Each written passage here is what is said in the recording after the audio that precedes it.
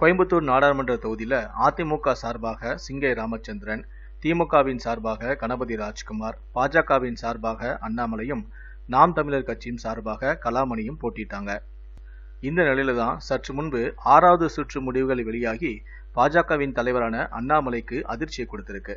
கோயம்புத்தூர் தொகுதியில் 6வது சுற்றின் முடிவு என்ன அப்படின்னு பார்த்தீங்கன்னா, முதல் இடத்துல திமுக இருக்காங்க. கிட்டத்தட்ட 1,45,594 ஓட்டுகள் வாங்கியிருக்காங்க. 2வது இடத்துல பாஜக இருக்கிறாங்க. பாஜக 99,534 ஓட்டுகள் வாங்கியிருக்காங்க. 3வது இடத்துல அதிமுக இருக்காங்க. 59,086 ஓட்டுகள் வாங்கியிருக்காங்க. 4வது இடத்துல நாம் தமிழர் பார்த்தீங்கன்னா 10,347 ஓட்டுகள் வாங்கியிருக்காங்க. கிட்டத்தட்ட திமுகவுக்கும் பாஜகவும் இடையே கடுமையான போட்டி நிலவுகிறது. ஆனால் திமுகவை விட பாஜகவை சேர்ந்த அண்ணாமலை கிட்டத்தட்ட 45,000 ஓட்டுகள் பின்தங்கி இருக்கிறாங்க. 45,000 ஓட்டுகள் முன் திமுகவை பீட் பண்ணி ஜெயிக்கிறதுலாம் ரொம்ப கஷ்டம்.